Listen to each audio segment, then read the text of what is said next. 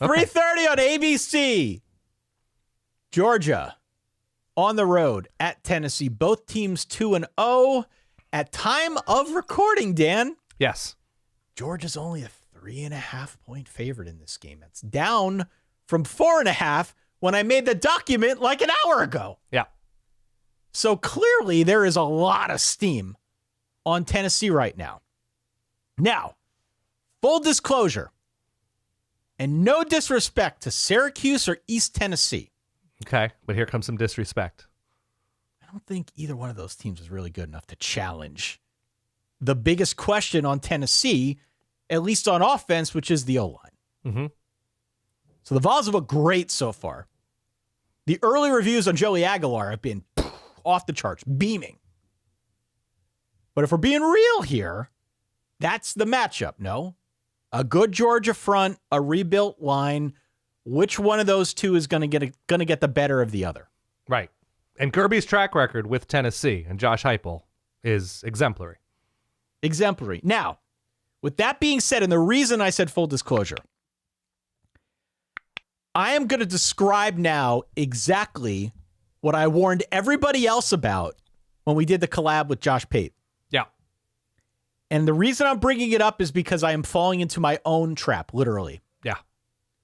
My whole theory was that Sorry, Tennessee was going to come out of the gates, ball of fire, make everybody forget about how much new they have, and then they were going to lose to Georgia.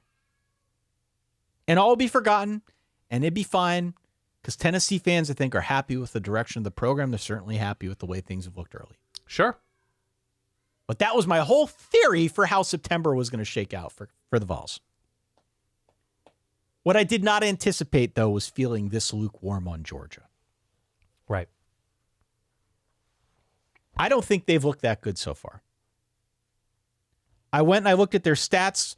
This has been a pickleball passing offense. Do you know what the average air yards per completion number is for the Georgia Bulldogs so far? 17 inches. No, what is it?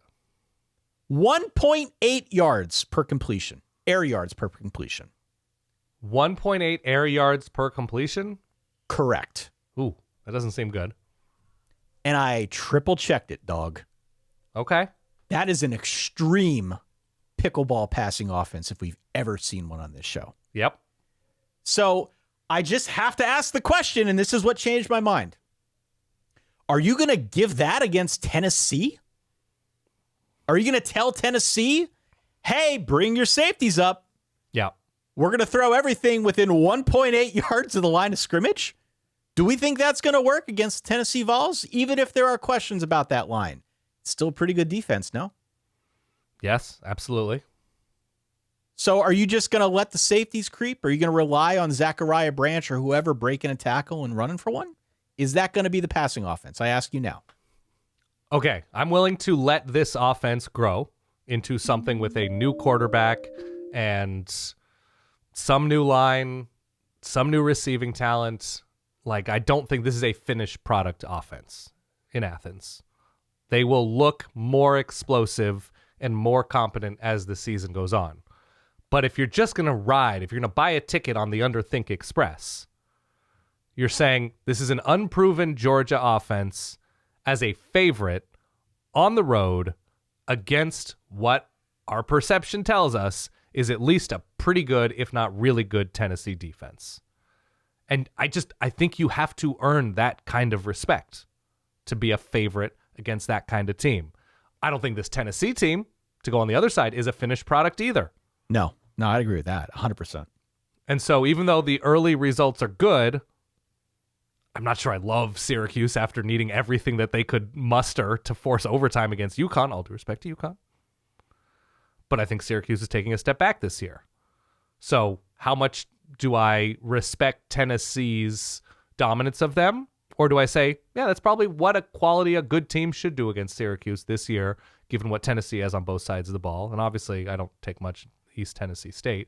But Georgia not taking care of business this early, it's what, Marshall and Austin P? You mentioned the numbers. Why you can just watch this game and know that this is like not a rhythmic offense in this moment. And so I think the best of whatever this Georgia team is can beat Tennessee. Week 3, it's not for me. I'm taking Tennessee here and the points happily. I just found myself asking many of the same questions about Georgia and its offense. Game's going to end at night, by the way. It's a 3:30 kick, right? Yep. So you're ending at 8 p.m. local? Yep. Oh. I found myself asking a lot of the same questions of the Georgia offense that I've been wondering about for over a year now with the Notre Dame offense. And that's not where I expected to be. Right. Now, could they change the game plan? Yeah, they could change the game plan. Could they grow into it? Yeah. Tennessee's going to be without their 2 starting corners, right? Jermod McCoy is still out. Yeah, of course. Working his way back from the ACL. Ricky Gibson's out for undisclosed reasons. So could that play a factor? Sure. But as I said at the beginning of this segment, we don't know anything for sure. It's impossible to know for sure. I think we've prefaced everything we've said on this episode with that, with that qualifier. But based on the limited sample size, Tennessee home dog of the week. I don't hate it. The Yaku's home dog of the week. Quite literally a good dog on the Tennessee sideline. Absolutely. Smoky, baby. Yeah. I got him winning outright, 31-24. I like my supposed top 10-ish teams to look like they can do things easily, even if it's early on in the season, but especially against teams that they should be able to find ease against. And It's just been too difficult for Georgia this early. So, yeah, Tennessee here. 1.8 air yards per completion. Yep. Hey, real quick, it'd be great if you could consider subscribing to the YouTube channel down below. It really helps us out.